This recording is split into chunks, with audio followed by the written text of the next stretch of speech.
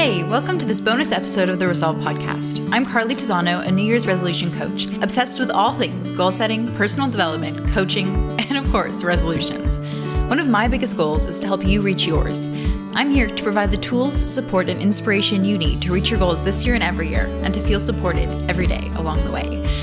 Today is probably one of those days that you don't need too much inspiration, but it is the day when you get to celebrate the goals that you have reached this year. So I'm celebrating with you. I've always felt that celebration goes hand in hand with what I do. When I say I'm a New Year's resolution coach, I always picture a little bit of confetti thrown in the background, maybe some of the clinking of champagne glasses like you get to hear at the end of every episode. Resolutions and champagne, they go together like birthdays and balloons. So I always do my best to reinforce that connection rather than attempting to separate the two. And that is partly because champagne is so fun, but also because celebration is an integral part, I believe, of the process that we work through as we work towards achieving our goals.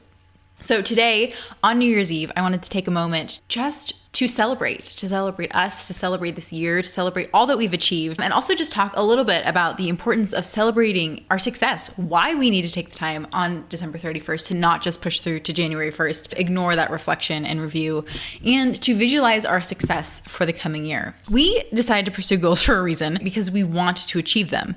But even more importantly, we set goals because of how we think we will feel once we reach them. We want to feel proud or successful, happy, important, excited, valuable, worthy, or you can insert any other feeling that you want to feel here. But often when we reach goals we set, we don't actually take the time to feel those things. We don't let ourselves feel successful or happy or excited. Most of the time, we don't even stop to feel proud of the thing that we've achieved or accomplished. Last year, at the very beginning of the year, I determined that I was not going to take the time to write a book. It was a goal or resolution that I would start to think about this year. But then just a couple weeks into the year, I realized that I had an idea of what I wanted to write. So I started to jot those ideas down, and then the pandemic happened and I suddenly had more time on my hands. And I just took the time to get started working on the goal, pursued the passion, followed the idea. And pretty quickly, once I started doing that, I had the idea of, okay, how cool would it be if I hit 50,000 words in my book this year? Because I had done a quick Google search to see what was the average word count of published books or something like that. And I didn't really find a good number, but I found a couple answers that said around 50,000 words. So I went with that. And I just began to think about how cool it would be to hit 50,000 words in my book just over the course of the year. And I realized that I would only have to write about 1,000 words really on the weekend is the way I framed it to myself. Like just Saturday, just Sunday, I can write 1,000 words each. And quickly it spiraled into normally at least 6 out of 7 days I was hitting 1,000 words. I wouldn't stop till I did it. Kept pushing through. And I actually ended up at the end of the year, I had over 85,000 words in the manuscript. And there were several milestones along the way. I ended up, I think it was like May 30th, I hit 50,000 words. And so I definitely took the time to celebrate and honor the success, to recognize not only did I do it way ahead of schedule, and actually on April 1st of that year, Brooke Castillo of the Life Coach School podcast had done a podcast episode about setting an impossible goal for quarter 2 of the year. With the pandemic, what is something that feels impossible but that you could tackle and get done and achieve in quarter 2? I talked a little bit about impossible goals within the context of resolutions in a year in episode 13. So check that out if you're curious to learn more about impossible goals. But so that was early April, and I decided it would be impossible for me to get from, I was probably at 10,000 words at that point at the beginning of April. It would be impossible for me to get to 50,000 words by the end of June. Like that just felt impossible. Certainly not enough weekends between the beginning of April and the end of June. But I committed to it and I started to figure it out. And because I was writing what turned out to be about 6 out of every 7 days, getting the 50,000 words on paper by the end of May, so a whole month early, I had completed my impossible goal.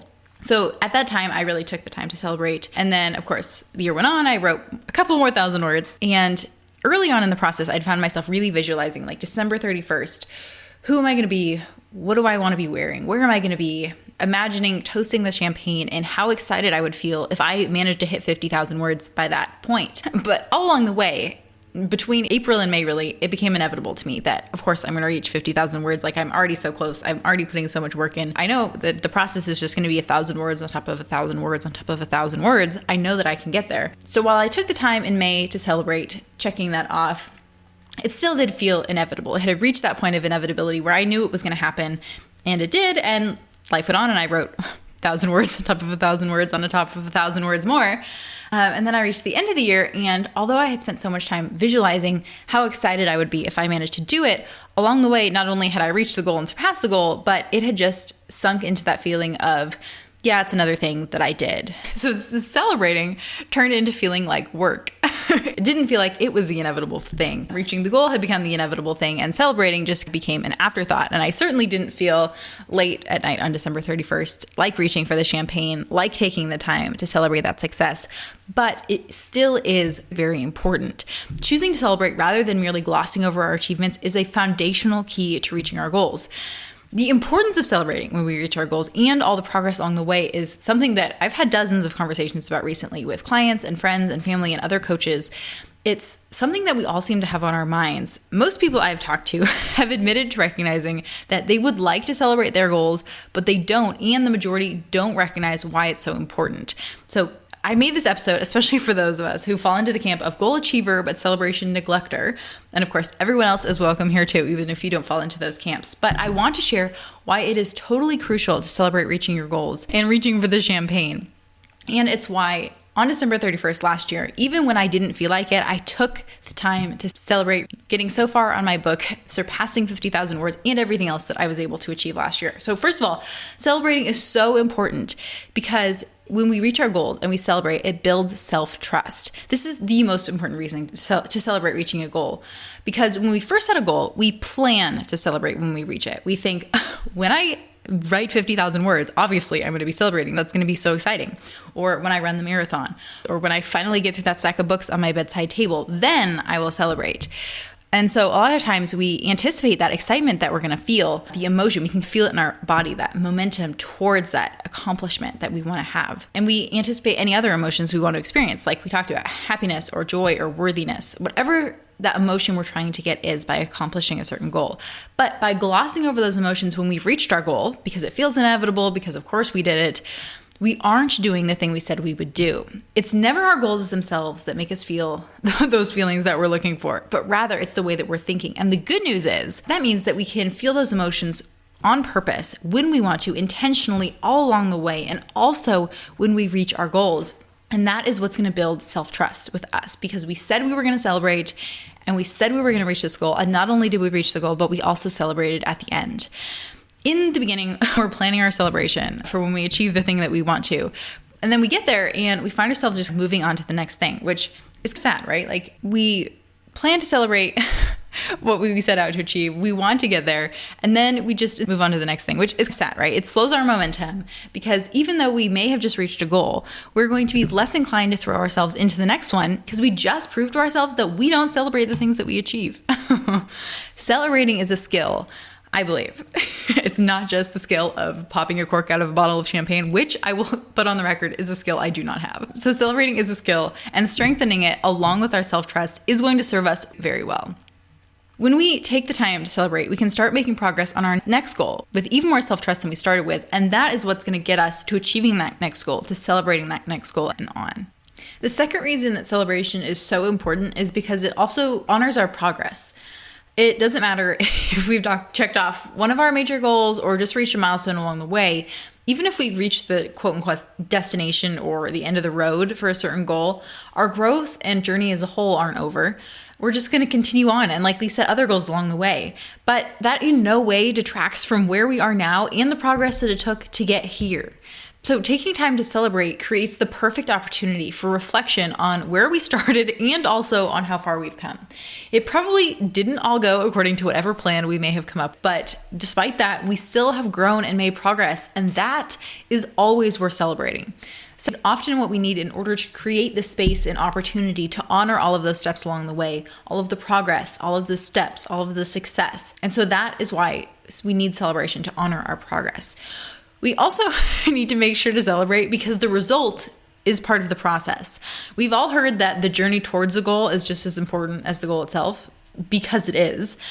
All the growth and the majority of the work happens along the way. When you reach your goal, you've reached your goal.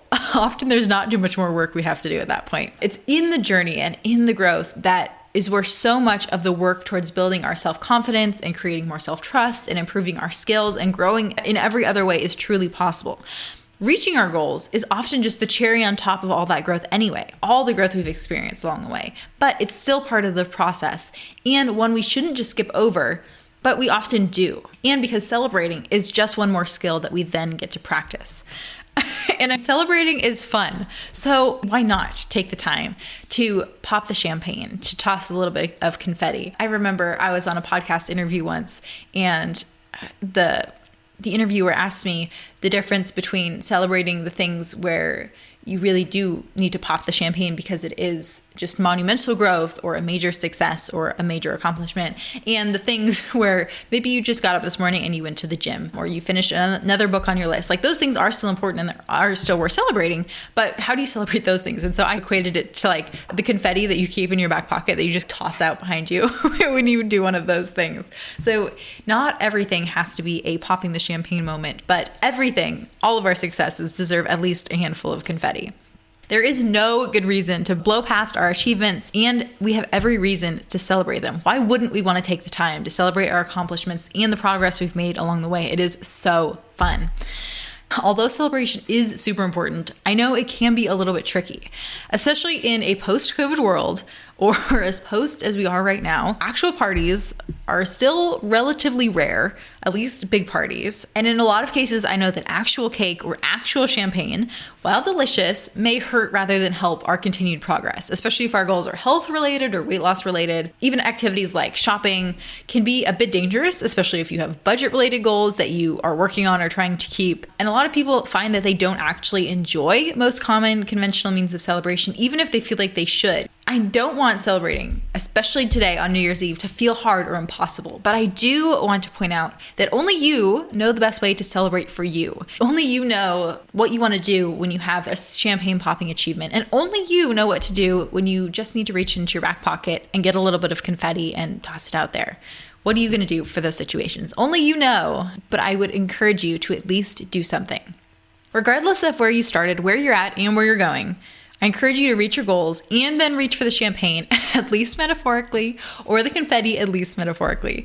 After celebrating our successes on this New Year's Eve, there is another thing that we should make time to do. After celebration, we need to make time for visualization. So one of the most important tools that we have is visualizing the life that you want to create. So that's exactly what I was doing when back in early months last year, I had planned to write my book. I knew it was something I wanted to do, and I had that idea that I wanted to hit 50,000 words in the year. So I started working on it and visualizing what it would be like to get to December 31st and have 50,000 words in a Google Doc on my computer that I had written for my book. I want you to think ahead to December 31st next year. You can go back to episode 9 if you need to, which talks about discovering the things that you truly want.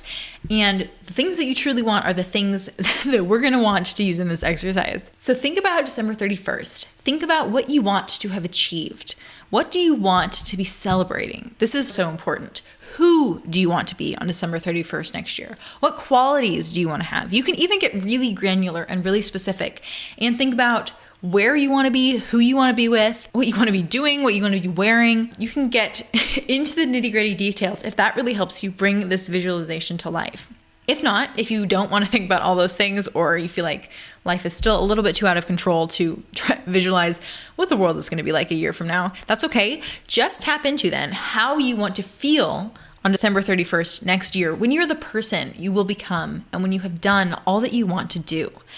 This is how we want to enter the new year, confident of what lies ahead, feeling and believing in advance the things that we want to achieve, believing that they're possible, and feeling into the way that we want to feel when we achieve them, which we will by December 31st next year. This isn't really an episode meant to have a resolve to, but since I'm in the habit, I would encourage you to resolve to celebrate and visualize in accordance with everything that we've talked about today. And I know it's not a normal episode, it's a bonus episode, so I won't share what I'm reading, but I do want to raise a glass. I want us to toast to New Year's Eve, to all our success, and of course, to all that lies ahead. Thanks for tuning into the Resolve podcast. You can follow me on Instagram at Carly Gisano. I would love to connect with you. Don't forget to rate and review. It really helps other people find the show. And subscribe if you haven't already so that you don't miss another great episode in just a few days. For the show notes or additional support in reaching your goals, check out carlygisano.com. Until next time, here's to all that lies ahead.